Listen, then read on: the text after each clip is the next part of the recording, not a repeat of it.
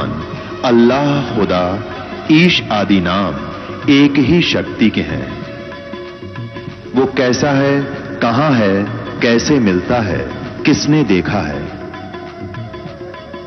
ये प्रश्नवाचक चिन्ह पूर्ण रूप से हटाने के लिए अवश्य सुनिए जगत गुरु तत्वदर्शी संत रामपाल जी महाराज के अमृत वचन, सर्व पवित्र धर्मों के पवित्र शास्त्रों के आधार पर।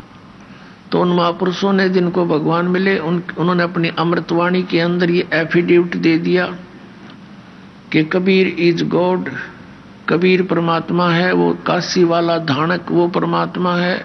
जैसे आदरणीय गरीबदास साहिब जी ने कहा, हम सुल्तानी नानक तारे दादू को उपदेश दिया, जात जुलाहा भेद न पाया, ये काशी माहे कबीर हुआ। आदरणीय गरीबदास साहिब जी ने कहा कि हम सभी को पार किया, किस किस को?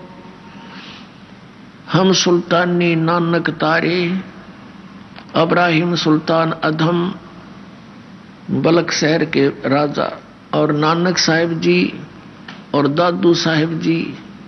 हम गरीबदास जी कह रहे हम सुल्तानी नानक तारे दादू को उपदेश दिया, और जात जुलाहा भेद ना पाया, वो काशी माहे कबीर हुआ। गुरु ग्रंथ साहिब के अंदर मैला पहला की वाणी आदरणीय नानक साहिब जी की है। उन्होंने 24 नंबर पृष्ठ पर उनकी वाणी पहला मैला की अंकित है।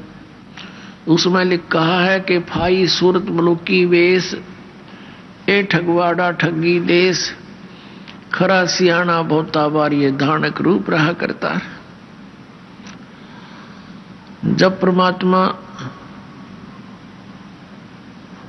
आदरणीय नानक साहिब जी को बेई नदी के ऊपर एक जिंदा महात्मा के रूप में मिले थे, उनको अदृश्य कर दिया था, अंतर ध्यान कर दिया था। बेई नदी के ऊपर स्नान करने के लिए प्रवेश कर रहे थे नानक जी, साथ में परमेश्वर भी उसके साथ एक जिंदा महात्मा साधु के रूप में प्रवेश कर रहे थे। कुछ ही देर में क्या देखा कि वो छलांग लगा के जैसे दोनों ही, और फिर दोबारा बाहर नहीं आए। तो नानक साहिब जी को मृत जान लिया गया। बड़ी खोज की गई, जाल डाल डाल कर दरिया को खोजा गया, लेकिन वो तो बहुत दूर जा चुके थे। उनके शरीर को, स्थूल शरीर को परमात्मा ने कहीं छुपा दिया। आत्मा को लेकर सचखंड गए, वहां जाकर देखा कि ये पूर्ण परमात्मा अकाल मूर्त, ये एक तेजो जैसे सतलोक है, ये स्वयं भी प्रकाशित है, पूरा तेजो में है, और उस परमात्मा का शरीर भी तेजो में है। एक रोमकूप में करोड़ सूर्य मिला दे करोड़ चंद्रमा, इतनी रोशनी है उस परमात्मा की। एक रूप में परमात्मा अपने सिंहासन पर विराजमान थे, और दूसरे रूप में नीचे से जिंदा बाबा के रूप में ऊपर जा रहे थे नानक साहिब जी को साथ लेकर। तब नानक साहिब जी ने देखा था कि ये है भगवान, ये है रब जेड़ा तख्त पे बैठा है, और ये नीचे से बाबा जिंदा जो आया है, कबीर जिंदा, ये कोई यहाँ का नौकर नाकर होगा, क्योंकि कबीर साहब जिंदा वाले महात्मा वाले रूप से अपने ही दूसरे रूप पर चमर कर रहे थे, जैसे सेवक किया करते हैं। कुछ देर में क्या हुआ कि वो तेजो में शरीर सिंहासन पर बैठे थे मालिक, वो खड़े हुए, और नीचे से बाबा जिंदा के रूप में जो परमात्मा गए थे वो सिंहासन पर विराजमान हुए, और वो जिसका तेजो में शरीर है वो परमात्मा का स्वरूप अपने दूसरे रूप पर, जिंदा वाले रूप पर चवर कर रहा है, नौकर सेवक की तरह। तब नानक साहब सोच ही रहे थे ये क्या, एक महात्मा के ऊपर और परमात्मा चवर कर रही है। इतना सोचा ही था, वो तेजो में शरीर उस जिंदा वाले शरीर में समा गया, चवर अपने आप ऊपर घूम रहा है। तब कबीर साहब ने उस परमात्मा ने कहा था, प्यारी आत्मा तुम्हारे लिए मैं भटक रहा हूं, तुम बहुत दुख पा रहे हो उस गंदे लोक में जाके। नानक साहिब की दृष्टि नीचे को कराई के देख जहां तुम रह रहे हो, ये सतलोक में जाने के बाद ये ऐसा लोक दिखाई देता जैसे कीड़े मकोड़े घूमते हों यहाँ पर। उस सतलोक के हंस आत्माओं की बॉडी को की तुलना में हमारा ये नरक जैसा शरीर दिखाई देता है। उनकी दिव्य दृष्टि बन जाती है और उनको हमारे शरीर के अंदर चल रहे ये जीवाणु भी नजर आते हैं। ये कीड़े हमारे पूरे ब्लड में कीड़े हैं, पूरे शरीर में कीड़े हैं, अंदर थूक भरा है, गंध भरा है, पेशाब भरा है और इसमें हम बैठे हैं, इस महल में बैठे हैं। तब नानक साहब ने कहा था भगवान सचमुच वो तो बहुत गलत स्थान है, और कहा था कि अब मुझे वहां ना भेजो भगवान, मैं तो छिक चुका हूं उस लोक से। तो परमात्मा ने कहा था नहीं, आपको जाना पड़ेगा। और जब तुम यहां से गए थे सारे बहुत भक्ति युक्त थे, अब वहां तुम भक्तिहीन होगे क्योंकि आप वहां पर किराए पर रह रहे हो। ये एक आपका जो है ना यहाँ रेंट है, आपसे यहाँ मजदूरी कराता है, उस परमपिता की भक्ति करवाता है। जैसी भी साधना अध्यात्म मार्ग में कुछ पुण्य परमात्मा के विधान द्वारा बताए जाने से मिलते हैं। जैसे वेदों की वाणी पढ़ने से ज्ञान यज्ञ हो जाता है, धर्म यज्ञ इसके साथ भंडारा कर ले उससे हो जाता है। तो इस तरह की क्रियाएं संत बताते हैं, भगत करते रहते हैं, लेकिन उसको ये यहीं समाप्त करवा देता है। स्वर्ग में भेज दिया कि राजा बना दिया, उसके ऊपर टैक्स लगा रखा, इतनी कमाई मुझे मिलेगी, जो यहाँ का भगवान है। तो परमात्मा ने कहा था आपको जाना पड़ेगा और वहाँ सब पुण्यात्माओं को बताओ, आपके भाई बहनों को, कि जिनको तुम पूज रहे हो वो परमात्मा नहीं है, वो मोक्षदायक नहीं है। जहाँ तुम रह रहे हो ये लोक रहने का नहीं है, और मैं तुम्हारे साथ रहूंगा प्यारी आत्मा, चिंता मत करना। वहां अकेला व्यक्ति संघर्ष नहीं कर सकता जब तक मेरा सहयोग नहीं होगा, क्योंकि वहां काल का भयंकर प्रेशर है। फिर भी प्रार्थना की भगवान जो आपका आदेश होगा वही दास को मान्य होगा, लेकिन उस लोक में जाने की रुचि कति नहीं। तो परमात्मा ने कहा था कि आपको जाना होगा और मैं आपको एक ऐसा मंत्र दूंगा सतनाम, जो 2 अक्षर का। इसकी साधना करने, इसकी भक्ति करने से, सिमरण करने से आप शीघ्र उतने ही चार्ज हो जाओगे जितने यहां से गए थे, और उस भक्ति के बल से तुम वापस आ सकते हो, वैसे नहीं आ सकते। और फिर सार नाम दूंगा जिसको आदि नाम भी कहते हैं, और फिर ये 3 मंत्र के जाप का आप अभ्यास करना। इसको सुरत और शब्द अभ्यास बोलते हैं, कि जिस नाम का जाप, सतनाम का जाप आपको दिया उस पर ध्यान रखकर सिमरण करते समय, ये आपका सुरत शब्द योग है, सुरत शब्द अभ्यास है। ये कान बंद करके 2.5 घंटे सुबह, 2.5 घंटे शाम की तब एकांत स्थान पर बैठकर ये हठ योग करना। ये शब्द सुरत अभ्यास नहीं है, तो डले ढोना अभ्यास है। ये कोई भक्ति मार्ग नहीं है, कर्म है। फोड़ दिए इन्ना मारे नकली गुरुओं ने, नकली साधना, गलत साधना बताकर। तब नानक साहब जी से कहा था कि आप जाओ, लेकिन इस सतनाम का अभी किसी को बताना नहीं। और ये सतनाम जो इतना कीमती है मैं आपको दूंगा। आप बनारस में आना, काशी शहर में, वहां मैं पहुंचा हुआ हूं, मैं वहां प्रचार कर रहा हूं, आप भी मेरा साथ देना और वहां आ जाना बनारस में, आपको सतनाम दूंगा। और गुरु के बिना मोक्ष हो नहीं सकता। जिन ब्राह्मणों से आप शिक्षा ग्रहण कर रहे हो, इन पांडवों से, इनके पास वो ज्ञान है नहीं जो आपको दिखा दिया। ये सचखंड है, सतलोक है। ये देखो तुम्हारे भाई बहन किस प्रकार सुखी हैं, या कैसे घूम रहे हैं, कैसे ठाठ है। सभी वहां की आत्माएं आकर के नानक साहब के चारों तरफ खड़े होगी कि तेरे भाग जागे, आपके भाग जग गए और आपको भगवान ले आए यहाँ पर। अब भूलना मत, मालिक को याद रखना। सभी आपस में बातें कर रहे हैं। तब क्या हुआ, तीसरे दिन यानी परमात्मा ने सारी सतिथि से उनको परिचित कराया। ब्रह्मा विष्णु महेश के लोक दिखाए, काल का लोक दिखाया, वहां के धर्मराज का स्थान दिखाया जहां वहां न्याय करता है ये बैठकर। और फिर नीचे छोड़ दिया। तीसरे दिन नानक साहब जी वापस आ गए थे। वहां के जनता ने उनको मरा जान लिया था और वो सामने जब देखा तो खुशी का ठिकाना नहीं रहा था। उस पहले वो नौकरी करते थे सुल्तानपुर के अंदर एक नवाब की, उसी दिन से नौकरी त्याग दी और परमात्मा से सतनाम प्राप्ति के लिए और प्रथम उदासी मीन संसार से विमुख होकर, संसार से उदास होकर के प्रथम यात्रा की थी बनारस की। तो रास्ते में इस ज्ञान से वो पूछने लगे, जिस भी साधु संत कोई मिलता है, एक स्वाभाविक है ये मालिक का दिया हुआ गुण अपने आप उत्पन्न हो जाता है। जिस प्राणी को ये ज्ञान परमात्मा का हो जाता है वो प्रत्येक को समझाने की चेष्टा करता है और जो संत होते हैं उनसे अवश्य जाकर मिलता है। उनका झाड़ा लेने के लिए के पूछते हैं ब्रह्मा विष्णु महेश के माता पिता कौन है, इन कख का भी नहीं पता। ये कहते हैं तो अजरो अमर है, सर्वेश्वर है, महेश्वर है। तो ऐसे करते कराते वो सबसे मिलते मिलाते वहां पहुंच गए बनारस में और परमात्मा ने संकेत कर दिया था कि वहां मैं रह रहा हूं और मैंने भी गुरु बना रखा है, गुरु बिन बात नहीं बनेगी। मेरे गुरु जी हैं रामानंद और वहां मैं धानक का काम करता हूं, जुलाई का।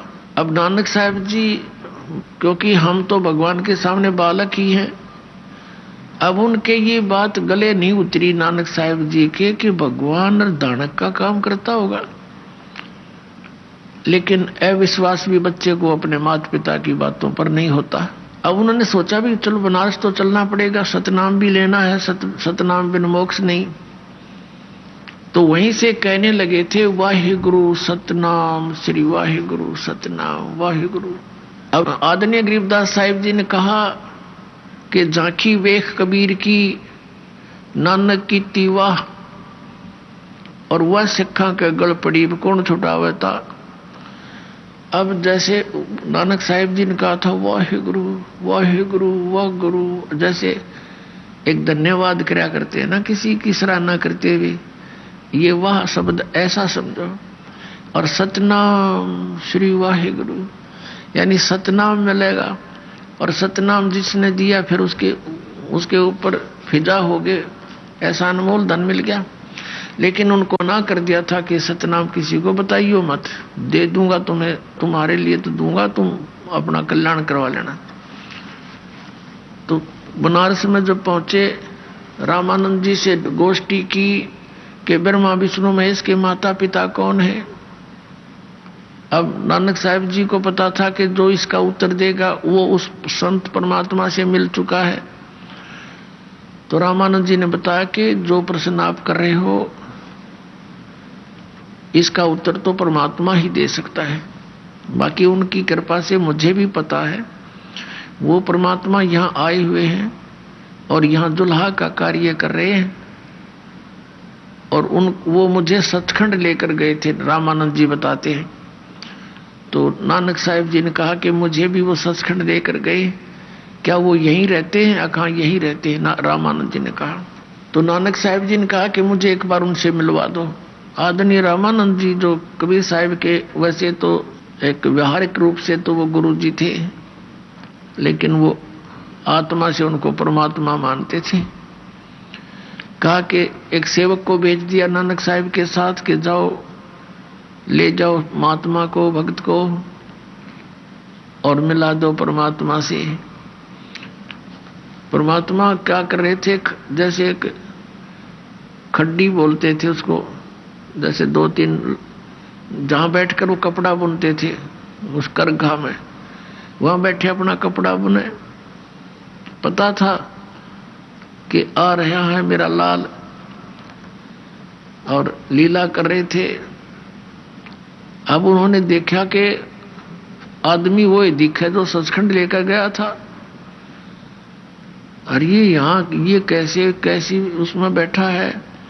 लेकिन जब निकट पहुंचे तो ज्यों की तो वही सूरत जो सतलोक में देखी थी, वो मोहनी सूरत, हाई सूरत, मुल्क की वेश। पर नानक साहब ने कहा था कि फाई सूरत मुल्क की वेश, ए ठगवाड़ा ठगी देश, खरा सियाणा बहुता बार, लोगो देखो धानक रूप रहा करतार। ये बैठा भगवान, ये बैठा भगवान, ये अपने आप को छुपाए बैठा है, ये ठगवाड़ा ठग रहा है सबको, ये प्रगट, ये पता नहीं लगने देता मैं भगवान हूं। आंखों में आंसू चल पड़े। लेकिन वहां के जुला इकट्ठे हो गए। एक पंजाब का भगत आ रहा है और इस नीरू के पुत्र को भगवान बता रहा है कि यो पता नहीं क्या जादू करता है। नीरू का पुत्र कबीर जो इसके पास आते हैं इसी के गुण गाने लग जाते हैं। तो परमात्मा ने कहा था कि लो अब मैं आपको सतनाम देता हूं, लेकिन इसको अभी कहीं डिस्क्लोज ना करना, ये रहम करना मेरे पे, नहीं तो ये काल के दूत इस सतनाम से परिचित हो जाएंगे और ये भी सतनाम दिया करेंगे।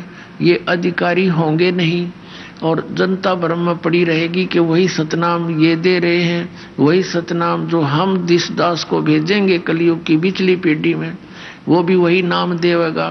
तो भिन्नता का पता नहीं लगेगा और मेरे बच्चे काल के जाल में फंसे रह जाएंगे। तो परमात्मा भी तो कच्चे नहीं है, क्योंकि वो वेदों में लिखा उन्हीं को ये धन सौंपते हैं जो दृढ़ भक्त होते हैं। नानक साहिब जी ने कह दिया था कि भगवान जो आपका आदेश होगा उसी को सतनाम दूंगा, नहीं तो इसकी कहीं अवाबे नहीं लगने दूंगा। तो पुण्यात्मा उन महापुरुषों के इतिहास देख लो।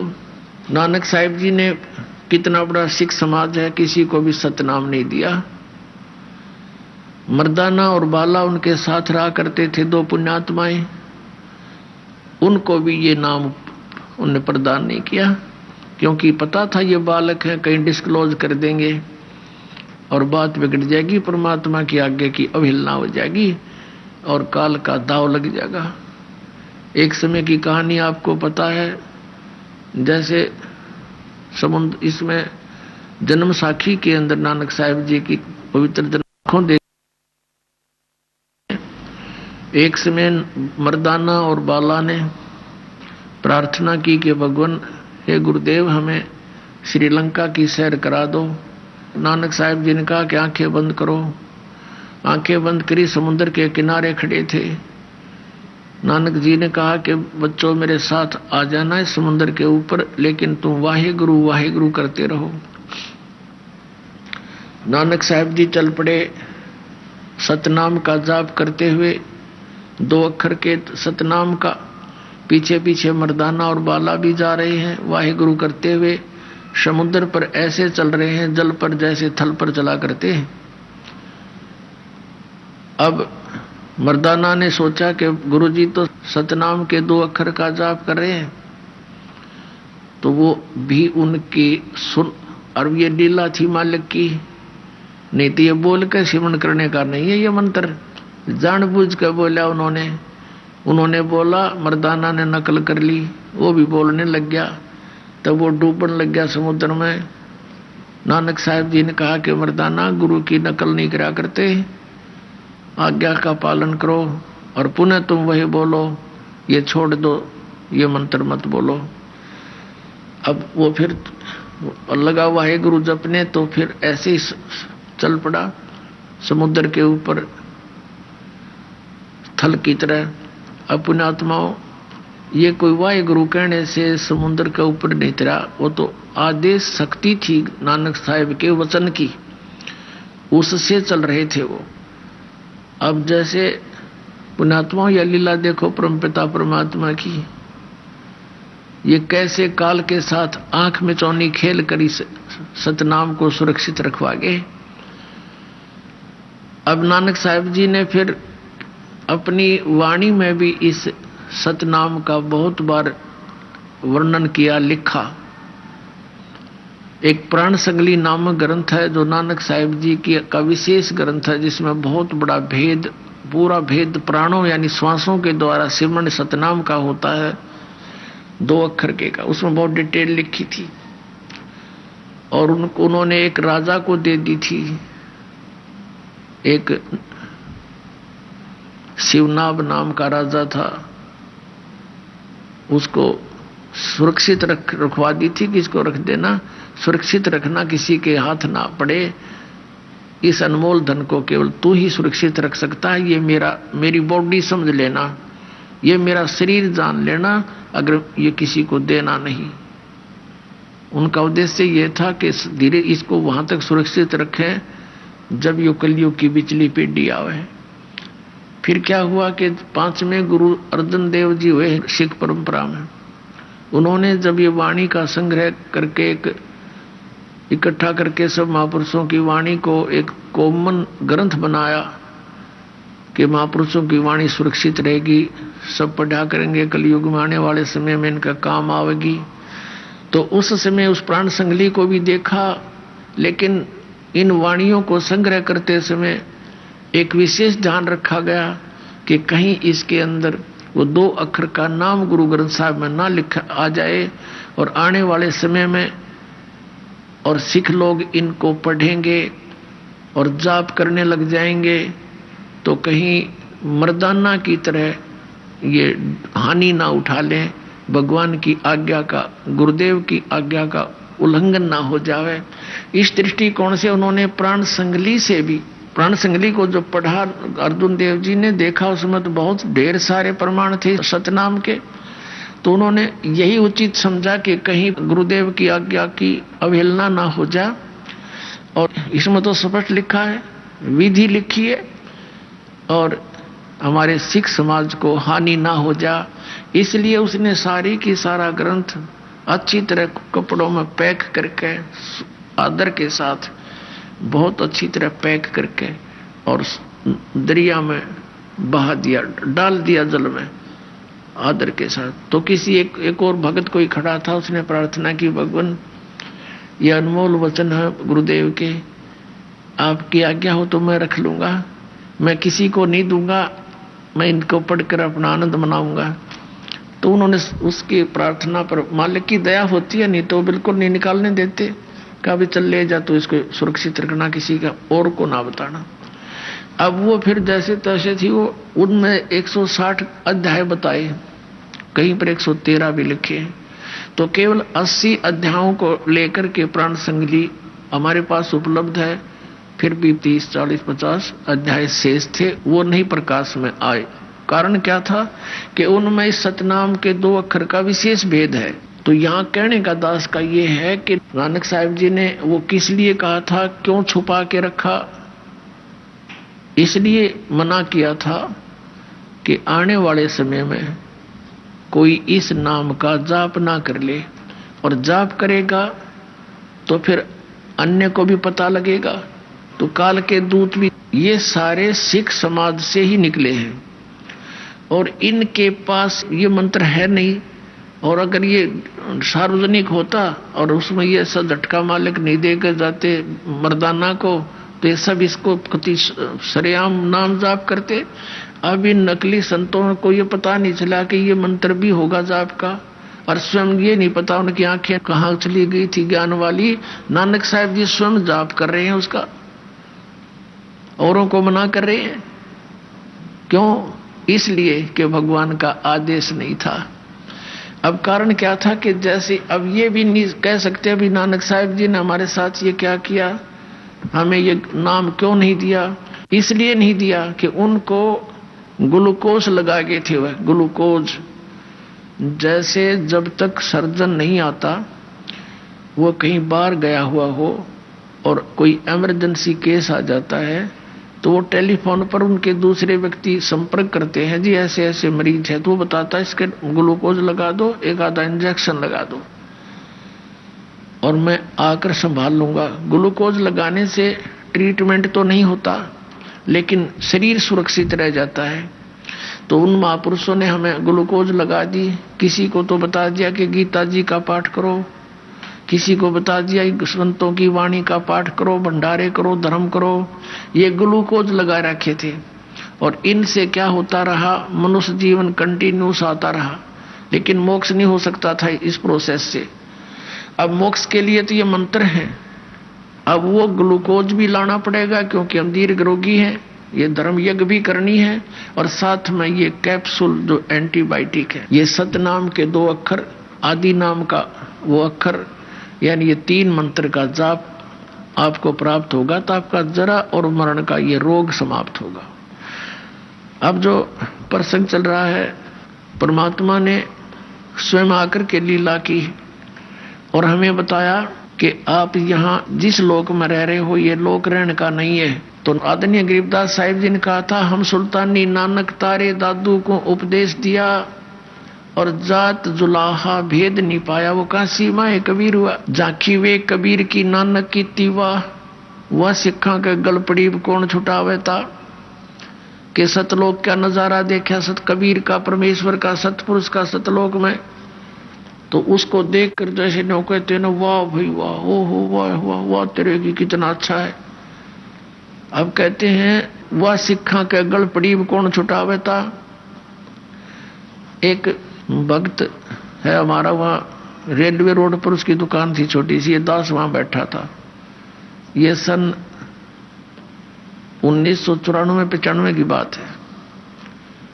तो वहां एक खैतीलाल वृद्ध सा व्यक्ति आ गया, भगत ने बैठा लिया, कहा जा बैठ जाओ। उसने फिर हमारा परिचय दिया कि हमारे गुरुजी हैं, उसका भी परिचय दिया कि ये गुरुद्वारे के अंदर बहुत सेवा करी है इन्होंने। तो फिर मैंने कहा कि आप जी कौन सा नाम जाप करते हो। उस खैतीलाल ने बताया कि मैंने 40 वर्ष तक गुरुद्वारे की सेवा की है और हम वाहिगुरु जाप करते हैं, वाहिगुरु। मैंने उनको दिखाया कि नानक साहब जी तो ये दूसरा नाम जाप करते थे, ये करने का बताया है। उन्होंने कहा नहीं, ये तो साढ़े गुरुआन करना सी, असी तो वाहिगुरु करना है। मैंने उनसे कहा, भले आदमी गुरु जी के पेट में दर्द हो जावे, जिन टैबलेट से, जिस औषधि से उनको आराम हुआ, तो आप चेले ने भी वाई खानी पड़ेगी उस रोग में। तुम्हारा ये धोखा लग रहा है। ये इतना मुझे उस समय मालूम नहीं था कि ये कहानी ऐसे बनी हुई थी कि मर्दाना जी को उन्होंने इसलिए झटका दे दिया था कि आगे कोई इसने जाप ना कर ले। तो वो क्या कहता है, ये तो साढ़े गुरुआ ने करना सी, असी नहीं करना सी। तो अब पता चला जब ये जन्म साखी दास को ला कर दिया एक सिख बच्चे ने, और उसने बताया जी आप जो कह रहे हो सब सत्य है, नानक साहिब जी ये 2 अक्षर का ये सतनाम जाप करते थे, ये देखो। अपने आत्मा दास ने आपको इतना पारखू बना दिया कि अपने अपने धर्म ग्रंथों को आप स्वयं ही पहचान लोगे। जैसे एक समय 2 सेठ थे, 2 भाई थे वो, और छोटे भाई के 2 पुत्र थे। वो छोटे भाई की मृत्यु होगी। अब उनके सामने बच्चे थे, वो 16-17 वर्ष के। सामने समस्या आगे के बिजनेस कैसे करेंगे बालक। उनकी मां ने कहा कि बेटा तुम अपने ताऊ जी के साथ बिजनेस कर लो, उसका हिस्सा कर लो, पार्टनरशिप कर लो। पैसे तो मेरे पास है नहीं बेटा, ये तेरे पिताजी के समय के कुछ लाल रखे हैं, इन लालों को अपने ताऊ जी को दे दो और ये कहीं इनको रख लेंगे, गिरवी रख करके उधार ले लेंगे पैसा। वो बच्चे अपने ताऊ जी के पास गए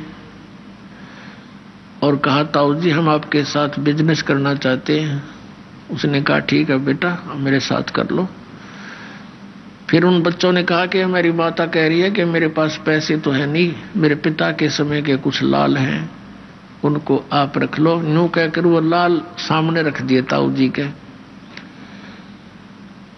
तो उस सेठ ने देखा, कहा बेटा ठीक है, इनको बांध लो अच्छी तरह, तेरी मम्मी को दे आओ और कहना उसको सुरक्षित रखे, फिर समय आएगा तब ले लेंगे, आवश्यकता पड़ी, अभी तो मेरा उधार चलता है, चलो मेरे साथ तुम्हारा हिस्सा कर लेता हूँ। बच्चों ने सोचा ठीक है भाई लाल हमारे पास है, पैसे की कमी है नहीं। अब उन दोनों पुत्रों को, दोनों बच्चों को, भाई वालों को लेकर अपने उस शहर में गया जहां से वो सामान लाता था। एक 50,000 का सामान खरीद लिया, लाला जी से सौदा कर लिया और उसको बोल दिया कि मैं बच्चों के हाथ अभी आपके पास लाल भेजता हूं, उनको गिरवी रख लेना। वो सेठ अपने लाल लिए हुआ था अलग से और वहां धर्मशाला में रुके हुए थे उसी शहर में।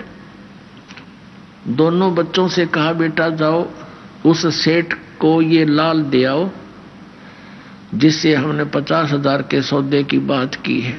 अच्छा ताऊ जी, वो दोनों बच्चे वो लाल लेकर सेठ के पास गए और कहा, सेठ जी लो ये लाल रख लो, हम ये आपके 50,000 रुपये दे जाएंगे, अपना लाल वापस ले जाएंगे। सेठ ने एक जौहरी बुलाया पारखू, उससे कहा कि भी देखना ये लाल असली है या नकली। अब उस जौहरी ने बताया कि ये तो लालड़ी है, लाल नहीं है। लाल तो होता 9 लाख रुपए का उस समय, और लालड़ी को नहीं 200 रुपए की भी, यानी डुप्लीकेट लाल समझो।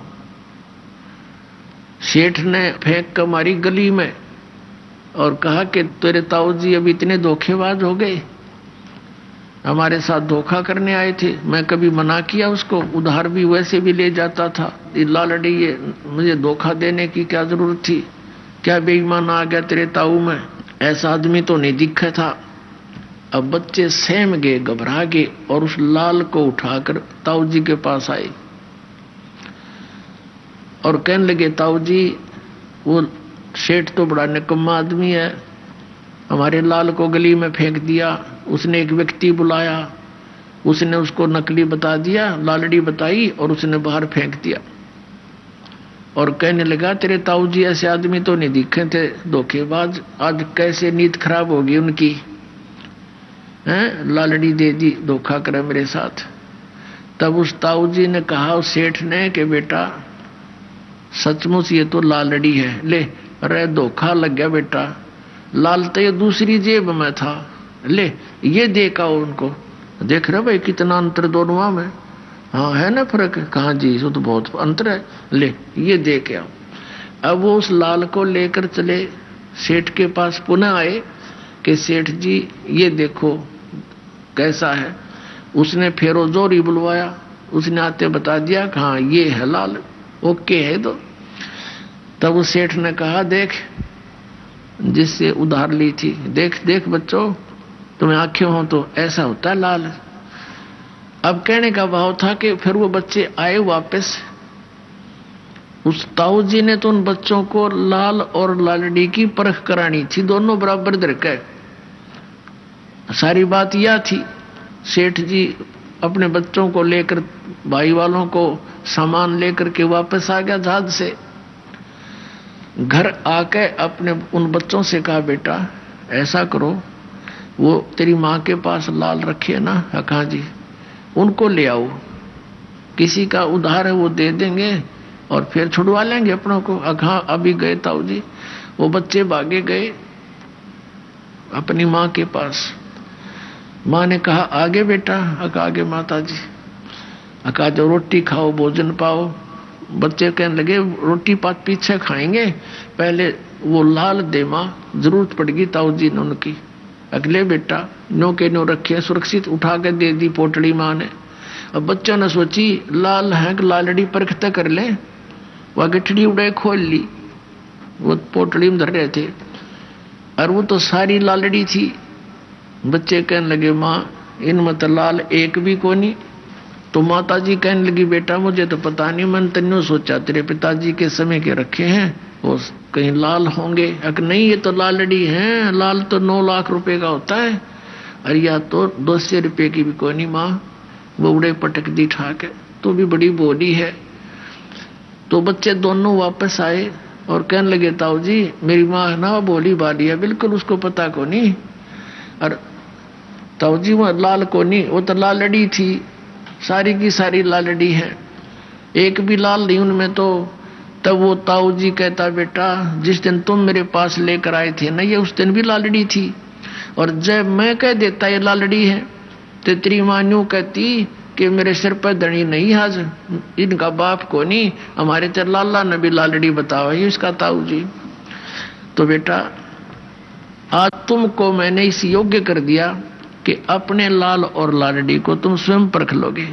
तो इस आधार से वो सिख बच्चा उस जन्म साखी नानक देव जी की लेकर आया और बताया, जी आप जो बताते हो सचमुच ये नाम है सतनाम, और ये लिखा इसके अंदर, नानक जी ये मंत्र जाप करते थे। और दास ने तो पहले ही शुरुआत से इसी से कर रखी है।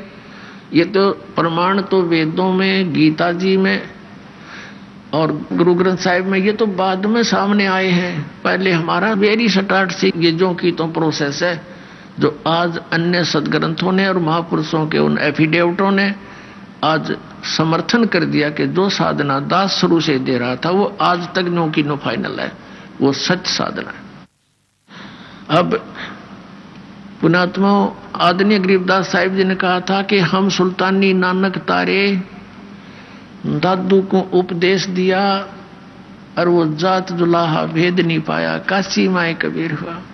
जाखी वे कबीर की नानक की तीवा, वह सिखा के गढ़ पड़ी कौन छुटावे था।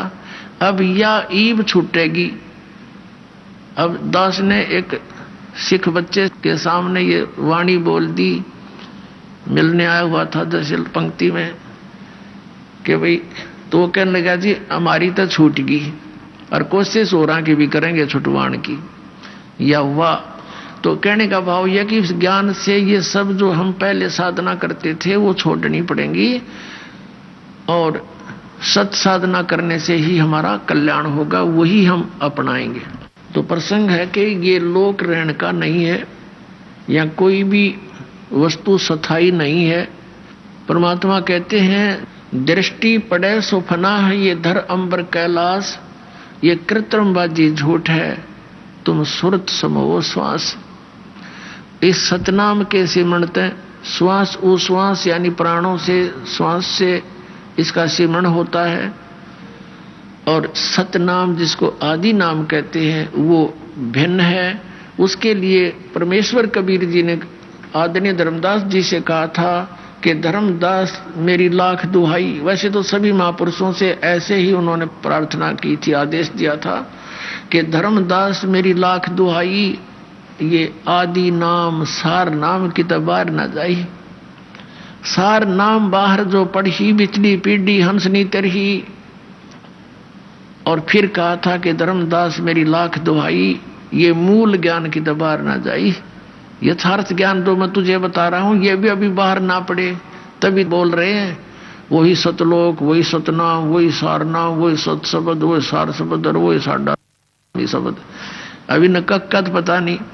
तो सतनाम क्या चीज है, इनके सारी उम्र में यह समझ में नहीं आली, 150 वर्ष हो गए घाटा जोड़ रहे इसके ऊपर। और सतनाम वो अनमोल धन है जिससे मोक्ष होगा, उसके ये आसपास भी नहीं, 500 नाम काल के जाप कर रहे हैं और करवा रहे हैं। ऐसे ही पवित्र हिंदू धर्म के अंदर इन नकली शास्त्र ज्ञानहीन गुरुओं ने शास्त्रों के विरुद्ध साधना करवा के सारे भूत बनवा दिए। और क्या कथा सुनाते हैं, कोई पूछता है इनसे जी श्राद्ध करने से क्या लाभ है। कहते हैं एक बार श्री रामचंद्र जी ने वनवास में थे और अपने पिता दशरथ का श्राद्ध किया था, उनके सारे पूर्वज खड़े दिखाई दिए। वो दिखेंगे तुमने सारे भूत बनवा दिए उल्टी साधना करवा के, और कौन से स्वर्ग में जा थे वह सारे भूत बने खड़े वहां पर। पुण्यात्मा अब आप परमात्मा ने सबसे पहले तो अक्षर ज्ञान युक्त किए और फिर परमात्मा ने बताया था कबीर साहब ने कि सोहम शब्द हम जग में लाए और सार शब्द हमने गुप्त छिपाए।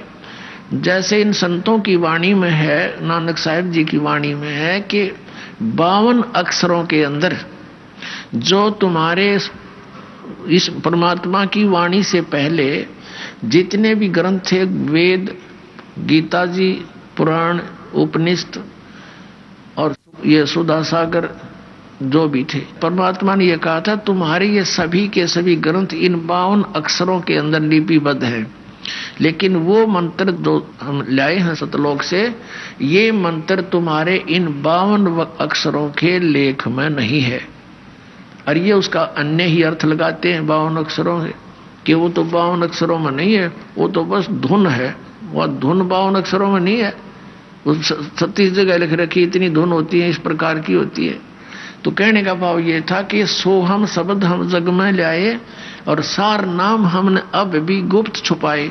अब इस दास को ऊपर मेहर करी, सार नाम मतलब सार नाम दे तो उन महापुरुषों को भी दिया था, उनको तो कहा था इसकी तो तुम जिक्र भी ना करना, सार नाम की तय सतनाम अपना एफिडेविट रूप में अवश्य लिख देना। सभी महापुरुषों ने लिख रखा है। आदरणीय गरीबदास साहिब जी ने कहा कि राम नाम जप कर थिर होई। राम नाम का जाप करने से थिर माने स्थायी स्थान प्राप्त करोगे, आवा गवन जन्म मृत्यु समाप्त हो जाएगा। और वो कौन सा है राम नाम? कौन सा वो राम का नाम? ओम सोहम मंत्र दोई। ओए गीता जी अध्याय नंबर 17 के श्लोक 23 में कहा है कि उस सच्चिदानंद घन ब्रह्म के पाने का ओम तत्सत इति निर्देश है ब्रह्मण तिर्वेद समर्थ है ब्राह्मणा तेन वेदा च विहिता पुरा यगा।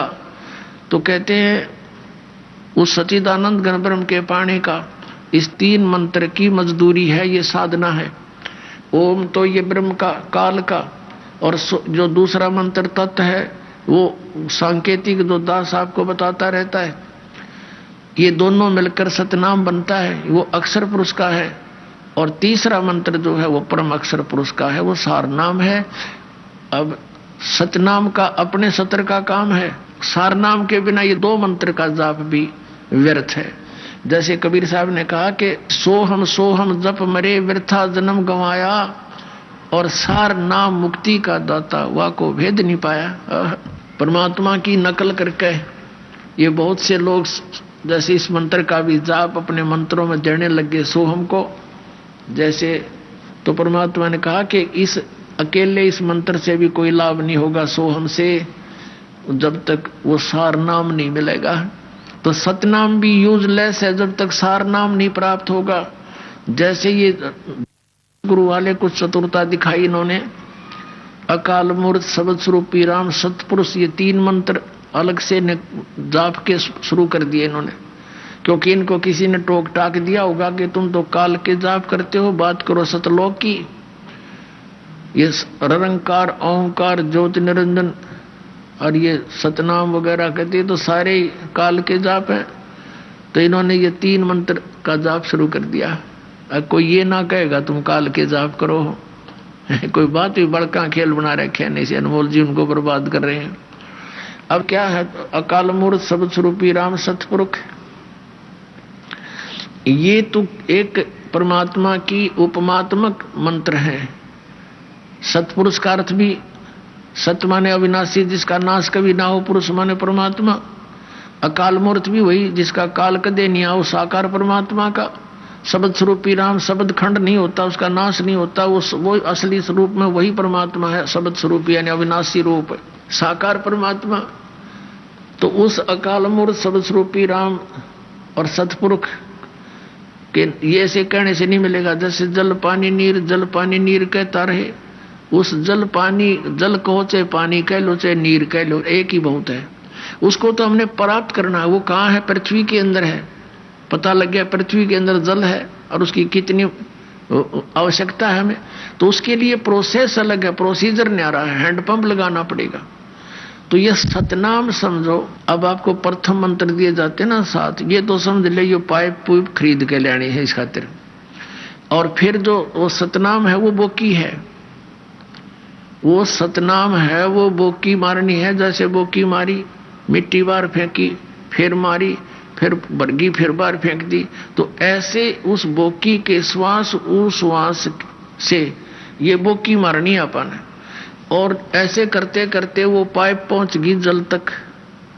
अब सतनाम का काम होया पूरा, लेकिन वस्तु अभी भी प्राप्त नहीं हुई। यदि हैंडपंप नहीं लगा, ऊपर मशीन नहीं लगी, तो पानी तक तो पहुंचा दिया उस बोकी ने और पाइप ने, वो पाइप पहुंच गई, लेकिन जल अभी प्राप्त नहीं हुआ जब तक उसके ऊपर हैंडपंप नहीं लगाया जाएगा। और हैंडपंप की भी फिर सेवा करनी, जाप करना, यानी उसको हिलाना है, तब वो जल कहो चाहे पानी या नीर वो प्राप्त होगा। तो ऐसे ही ये सतनाम के 2 अक्षर का मंत्र, श्वास उस श्वास की बोकी मारनी पड़ेगी तुमने। और जब ये आपकी बोकी लगती लगती जल तक पहुंच जाएगी, तब ये दास आपका वो हैंडपंप लगावेगा सार नाम का, और तब मिलेगा आपको वो परमात्मा। ये प्रोसीजर परमात्मा के पाने का। तो पुण्यात्मा प्रसंग चल रहा है कि हम जहां रह रहे हैं ये लोग ठीक नहीं, उसके लिए मालिक बताते हैं, सर्व सोने की लंका थी वो रावण से रणधीरम, एक पलक में राज बिराजी जम के पड़े जंजीरम, मन तू सुख के सागर बस रे भाई और न ऐसा यस रे। परमात्मा कहते हैं तुम यहाँ झूठी प्रभुता के भूख में सारा जीवन नाश कर जाते हो। जैसे कोई व्यक्ति कोई राजनीति की एक ललक लग गई, कोई चसक लग गई, तो ये सोचता है पहले तो कोई सरपंच बन जाऊं, सरपंच बन गया ने सोचा चेयरमैन बन जाऊं, चेयरमैन बन गया तो ने सोचा एमएलए बनूं, जब बात बने एमएलए बनते ही ने सोचा मंत्री का दाव लगे तो कुछ बात बनी ना तो व्यर्थ, और मंत्री बनने के बाद इन्होंने सोचा मुख्यमंत्री बने बिना तो बातें नहीं बनती, अब भी अधूरा काम रह गया। मुख्यमंत्री बनने के बाद इसके मन में यह आती है प्रधानमंत्री बनूं, जब बात बने इतने इसकी टिकट कटने, फिर काल बनाओ इसकी बात, गधा बना के शहर से पट्टे करवाओगे इस पर। तो परमात्मा कहते हैं कि यहाँ की आपकी जो महिमा है, ये यश है, ये यूजलेस है और काल का जाल है। जैसे पहले कोई बड़े अच्छे नेता हुए हैं, वो अच्छे काम थोड़े बहुत जो कर गए, अच्छी बात है जनता के लिए, लेकिन अपने लिए क्या किया उन्होंने? अपने लिए तो कुछ भी ना किया, अपने लिए भी करते और जनता का भी हित करते, क्योंकि उनको पास पावर होती है। तो अब क्या कितना अच्छा काम कर गया, उसका कितना स्टैचू बना दिया, मूर्ति, और उसका कितना काम है, एक साल में उसके जन्मदिन पर जाके उसने मांझ धो के और एक माला डाला है और 1 घंटा उसके गुण गाया है। वो साल बहुत अच्छे पहुंचे हुए की बात है। तो और सत भक्ति दा करने से वो अपने ही उस मूर्ति का ऊपर काग कौआ बन के बीट कर रहा हो, उड़े शहर से पट्टे कर रहा हो। तो कहने का भाव ये है, परमात्मा कहते हैं मन तू सुख के सागर बस रे भाई और न ऐसा यस रे। और सुख का सागर क्या है? शंखों लहर बेर की उपजे, कहर नहीं जा कोई, दास गरीब अचल अविनाशी, सुख का सागर सोई। कि जहां पर शंखों लहर मेहर की उपजे और कहर नहीं जा कोई। पुणात्माओं, दास के साथ बहुत बार ऐसा होता है, जब एकांत में बैठा होता है, एक ऐसी हिलोर आती है अंदर से, दुश्मन भी कोई हमारा कोई बुरा भी किया हुआ किसी ने, पहले तो थोड़ा बहुत दुख होता है उसका, लेकिन उस समय वो दुख भी नहीं रहता, सब अपने से लगते हैं।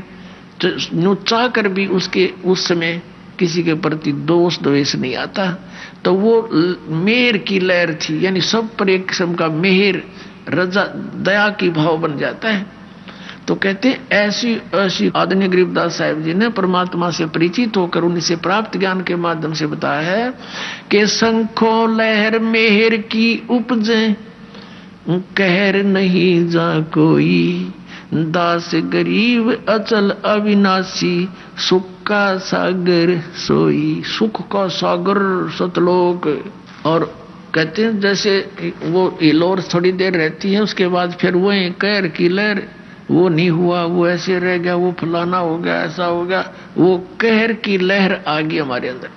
तो कहते हैं वहां शंखों लहर मेर की उपजे, कहर नहीं जा कोई, और दास गरीब अचल अविनाशी, और सुख का सागर सोई। वो सतलोक है, सुख का सागर।